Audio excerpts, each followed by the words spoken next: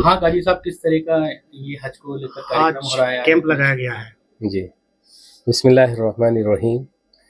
हर साल जो है हज तरबियती कैंप, वैक्सीनेशन और तरबियती कैंप का इनेकाद किया जाता है।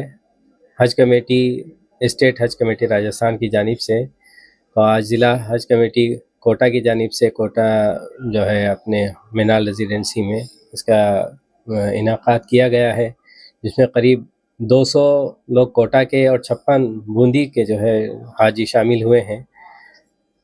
हज तरबियती कैंप का मकसद ये है कि हाजी जब यहाँ से जाता है और हज करता है तो उसको सही तरीक़े से हज की जो भी ज़रूरतें होती हैं उन ज़रूरतों को और उन ख़ुसूसियात को समझ के आसानी से वो हज कर सके, और जो उसको मुश्किलात वहाँ पेश आती हैं तजुर्बेकार ट्रेनर्स हैं जो अपने तजुर्बे पर जो उन्होंने देखा है और तजुर्बे हासिल किए हैं, उन तजुर्बे के बिना पर जाने वाले हाजियों को जो बहुत सारे हाजी वो होते हैं जो पहली मरतबा हज करने के लिए जा रहे हैं, क्योंकि हज एक ऐसा रुकन है कि बहुत सारे जब पहली मरतबा आदमी जाता है तो वो तज़ब्ज़ुब का शिकार होता है कि फ़लाँ रुकन कैसे अदा होगा, फ़लाँ जो है अरकान हमको कैसे अदा करने हैं।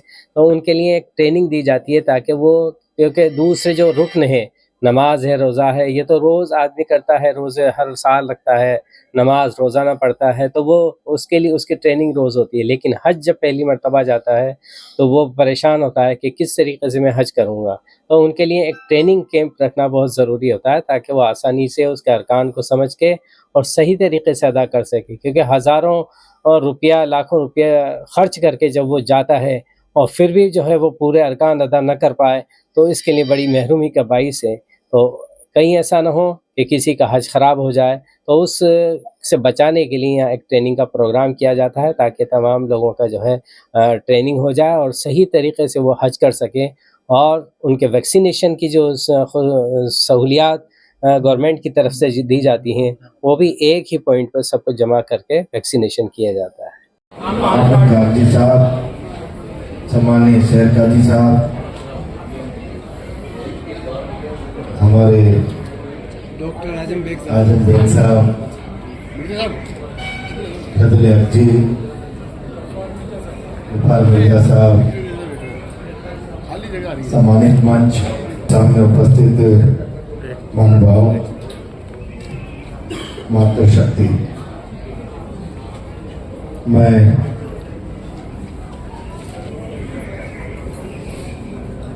तमाम हज यात्रा पर जाने वाले सभी हाजियों का स्वागत में इस कार्यक्रम का आयोजन किया गया है। मैं इस अवसर मौलाना फजल साहब जब अपनी बात रख रहे थे तो मैं थोड़ा थोड़ा समझने की चेष्टा कर रहा था। उन्होंने एक बात तो मैंने आजम बेग साहब से पूछा और एक बात मैंने समझा कि जीवन में हर मुसलमान का एक सपना होता है कि मैं एक बार जाकर हज करके आऊं। और दूसरा मैंने पूछा जब तकरीर कर रहे थे कि इसका अर्थ क्या है, तो उन्होंने कहा हम हाजिर हैं, सर झुका के अल्लाह के दरबार में हाजिर हैं। मैं समझ पाया कि कमोबेश तमाम धर्मों में जब ईश्वर और अल्लाह के दरबार में जाते हैं और सर झुकाते हैं, समान प्रकार की परंपराएं हैं। इसके पीछे एक लॉजिक है, जब आदमी झुकता है तो मन का अहंकार और विकार समाप्त होता है, और जिस मन का अहंकार और विकार समाप्त हो गया उस मन में निर्मलता आती है, और निर्मल मन उच्च विचारों की खान बन जाता है, और जिस जीवन में उच्च विचार है वो सत्कर्मों की ओर आगे बढ़ जाता है, और जिस धर्म के पथ पर हम चलना चाहते हैं वो कोई दूसरा नहीं, केवल सत्कर्म ही वो रास्ता है। ये तमाम दुनिया के धर्म मैं समझता हूँ ये एक ही मकसद और एक ही रास्ता सबका है। मैं आप लोग एक पवित्र कर्म के लिए, हज के लिए जा रहे हैं, और ऐसी मान्यता है जो जीवन में एक बार हज करके आता है वो अपने जीवन को जीवन मूल्य और संस्कारों के आधार पर जीता है और समाज के लिए आइडल बनता है। मैं समझता हूं कि आप सब लोग हज करके आएंगे और हज के अनुकूल अपने जीवन मूल्य संस्कार, अपना कर्म और आचरण जिस प्रकार का बनाएंगे, आपको देखकर समाज प्रेरित होगा और प्रेरित नहीं होगा, वो अपने सत्कर्मों की ओर बढ़ेगा, अच्छा इंसान बनने की ओर आगे बढ़ेगा। मैं समझता हूं कि आपका किया हुआ कर्म एक एक मुसलमान उसे प्रेरित हो, उस रास्ते पर आगे बढ़े। मेरी ढेर सारी शुभकामनाएं। हम सब लोग मिलकर प्रयास यही अच्छा समाज बनाए और वो रास्ता धर्म का ही रास्ता है। कई बार सभी धर्मों का मकसद, उद्देश्य, अर्थ समान होते हुए भी देखने के चश्मे अलग अलग हो जाते हैं, लेकिन मैं विश्वास के साथ कह सकता हूं सभी धर्म नेक नीति, इंसानियत और सत्कर्म का ही रास्ता बताते हैं और यही इंसान का सबसे बड़ा धर्म है। हम इस रास्ते पर आगे बढ़े, मैं समझता हूं एक अच्छा समाज और अच्छा राष्ट्र हम निर्माण कर पाएंगे। मेरी आप सबको बहुत बहुत शुभकामनाएं। खुदा सबका हज कबूल करे, मेरी बहुत बहुत प्रार्थना। मंजिल मिल गई है तो मक्का मदीना पहुंचकर भी वो अपने वतन के तिरंगे से मोहब्बत करके अपनी मंजिल का पता लगा लेता है। इसलिए आप वहां जाएं, आप तवाफ करें, हज करें तो अपने मुल्क की खुशहाली के लिए, अमन और शांति के लिए, हिंदुस्तान में भाईचारा के लिए दुआ करें कि अल्लाह ताला हमारे मुल्क में अमन और सलामती, खुशहाली अता फरमाए। बहुत बहुत शुक्रिया। खासतौर पर हमारे मेहमान जनाब अमित आगे भी ट्रेनिंग अभी बाकी है, टेक्नीशियन का काम भी बाकी है और हमारे आज के कार्यक्रम में जो देश के हमारे साथ उनको भी आगे जाना है। आपसे गुजारिश करूंगा कि आप तमाम हाजियों को मुबारकबाद पेश करें और ये दुआ करवाएं। कमेटी की ओर से तमाम हाजियों की ओर से आपका तहे दिल से शुक्रिया अदा करता हूं और आपसे गुजारिश करता हूं कि थोड़ा 5 मिनट सर हमारे 5 मिनट हमारे अमीन काकी साहब बोलेंगे, उसके बाद प्लीज जाएंगे। अच्छा पहले आजम बेग साहब जी।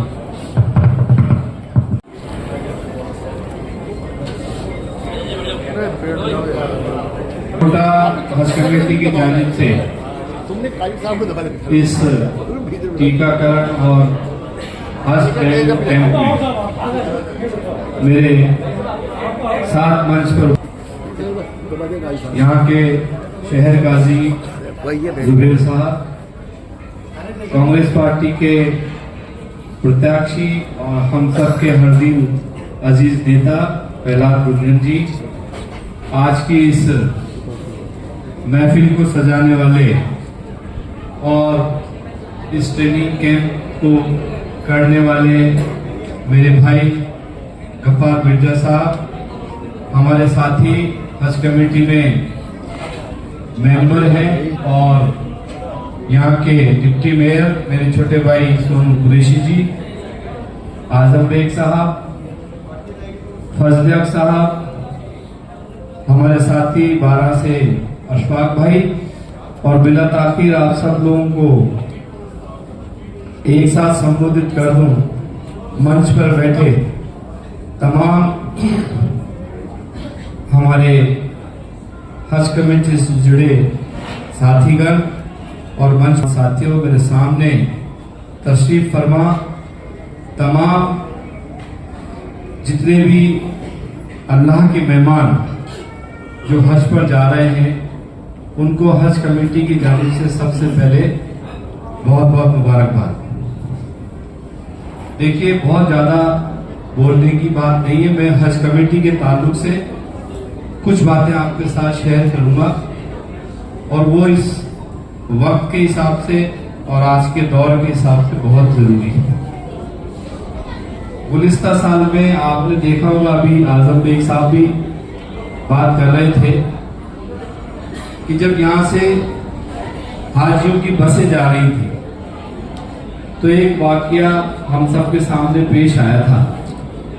इसलिए मेरी आपसे इस एक बहुत ही गुजारिश के साथ ये करना चाहता हूं कि जयपुर की चिंता आप ना करें। जयपुर में हम बैठे, जयपुर में हज कमेटी की जानिब से सारी तैयारियां मुकम्मल हैं। आपको राय बराबर भी हज कमेटी की जानिब से कोई तकलीफ नहीं होगी, ये मेरा आपसे वायदा है। इसलिए कम से कम लोग हाजियों को छोड़ने जयपुर जाएं, क्योंकि ये पॉलिटिकल मंच नहीं है, दीनी एतबार से हमने ये प्रोग्राम रखा है। मैं इसमें कोई पॉलिटिकल बात नहीं करना चाहता, लेकिन सिर्फ इतनी सी गुजारिश करना चाहता हूँ कि हालात को देखते हुए आप जब जाएं तो हमारे वतन के लिए दुआ जरूर करें। हर दुआ में हमारे जितने भी अहले खानदान और जानकार लोग जिनके लिए हम हमेशा दुआ करते हैं, उसमें हमारे वतन को जरूर शामिल करें, ये मेरी आपसे गुजारिश है। दूसरी बात यह है कि आपकी 21 तारीख से यहाँ फ्लाइट्स शुरू हुई। फ्लाइट का शेड्यूल कल परसों में हम आपको कवर नोट के साथ में शेयर कर देंगे, किस हाजी का किस तारीख को कितने बजे रवानगी है। एक बहुत इंपॉर्टेंट बात जो मैं आपको, यहाँ के जितने भी हज के कारकुन हैं जो हज की खिदमत करते हैं, हाजियों की खिदमतगार जो हैं, आप यहाँ एक काउंटर लगाएं और जो हज सुविधा ऐप है उसको एक एक हाजी को डाउनलोड कराएं। ये करा रहे नहीं करा रहे आज?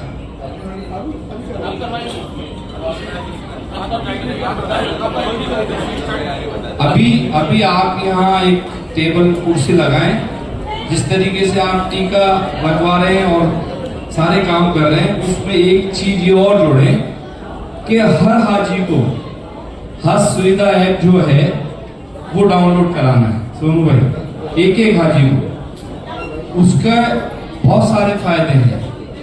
जब आप वहां जाएंगे तो एक एक चीज की आपको उस ऐप के माध्यम से खबर मिलती रहेगी और आप किस जगह किस हालात में हैं ये हम ट्रेस कर सकेंगे। पूरे हज कमेटी ऑफ इंडिया ने ये ऐप बनाया है सऊदी अरब गवर्नमेंट के साथ मिलकर, तो इसकी बहुत इंपॉर्टेंट है। ये आप डाउनलोड सब सारी हजनों को भी कराएं और इनको समझाएं, उनको ट्रेनिंग दें कि ये हज का ऐप कैसे चलता है, ये बहुत जरूरी है। तीसरी बात, जब आप हज के दरमियान सारे अरकान करें, देखिए हज ऐसा मामूल है कि इसमें तकलीफें और दुश्वारियां होंगी, ये आजमाइश है आपकी। अल्लाह ताला आजमाइश देता है। उस टाइम मियां बीवी में भी झगड़े होते हैं, आपस में बहुत झगड़ते हैं। ये मेरा एक्सपीरियंस है 25 साल का। ये तमाम जो आपस में लोग ग्रुप बना के यहाँ से जाते हैं, जो 4-4, 5-5 के, कोई किसी का साला होता है, किसी का मामा होता है, किसी का कोई जेठ होता है, तो आपस में कमरे में लड़ते रहते हैं। ये वहां की तासीर है, आप इससे घबराएं नहीं। कभी कभी फ्रस्ट्रेशन हो जाता है, तो ये आजमाइश का दौर होता है। और ये जो हज के दरमियान जो 4-5 दिन होते हैं, उसमें पूरी ट्रेनिंग आपको हज कमेटी की जानिब से दे दी है। और फिर भी कोई बात हो तो हमारे यहाँ से खादिमुल हुज्जाज जा रहे हैं। हमने 21 लोगों की एक टीम बनाई है, जिसमें तकरीबन 16 लोग हर कैंप में आपको जाके सुबह शाम पूछेंगे कि आपके हालात कैसे हैं। और कोई भी बात हो तो हज कमेटी के जितने भी वहां पे खादिमुल हुज्जाज हैं, उनसे संपर्क करके आप हमें मैसेज पहुंचाएं।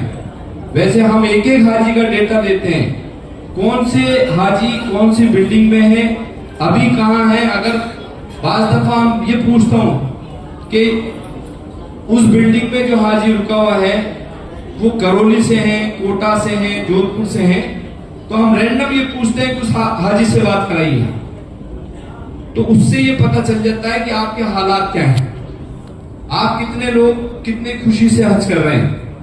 इसलिए बिला ताखीर मैं बहुत ज्यादा वक्त नहीं लेके आप सबको हज कमेटी की जानिब से बहुत बहुत मुबारकबाद देता हूँ और अल्लाह से दुआ करता हूँ कि हम सबका हज कबूल फरमाए और हमारी इबादतों को कबूल फरमाए।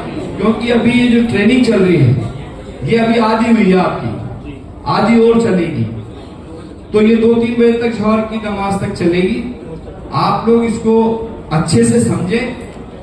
और एक बात जो बात में मैं कहना चाह रहा हूं, कांग्रेस से प्रत्याशी बनाए हमारे भाई प्रहलाद गुंजन जी और ये बेबाक नेता है, ये दिल से मदद करते हैं।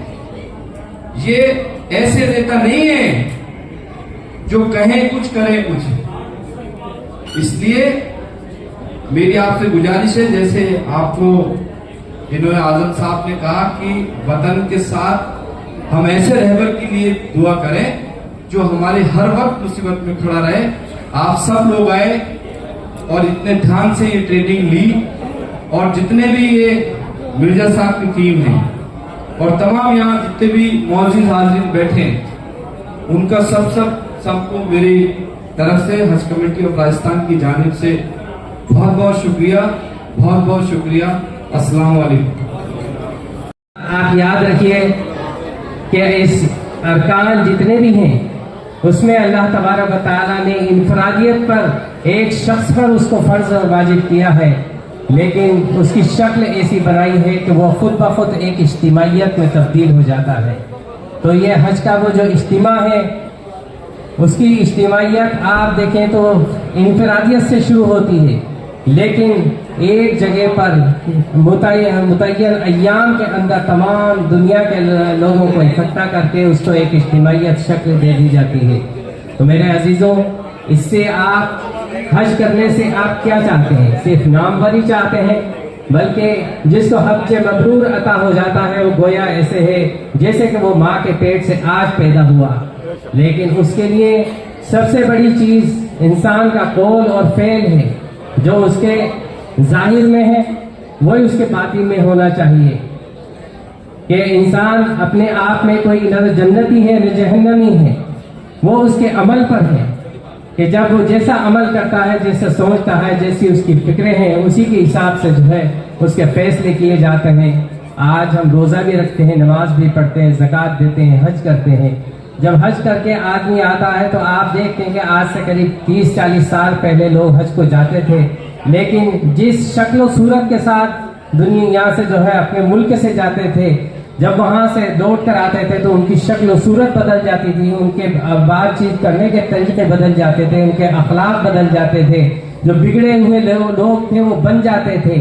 लेकिन आज हाल ये है कि जिन हालात में से हम जाते हैं उन्हीं हालात हमारे आने के बाद भी वही हालात होते हैं, और हमारे अंदर हमारी सोच और फिक्र में, हमारे अमाल में रत्ती बराबर कोई तब्दीली नहीं आती।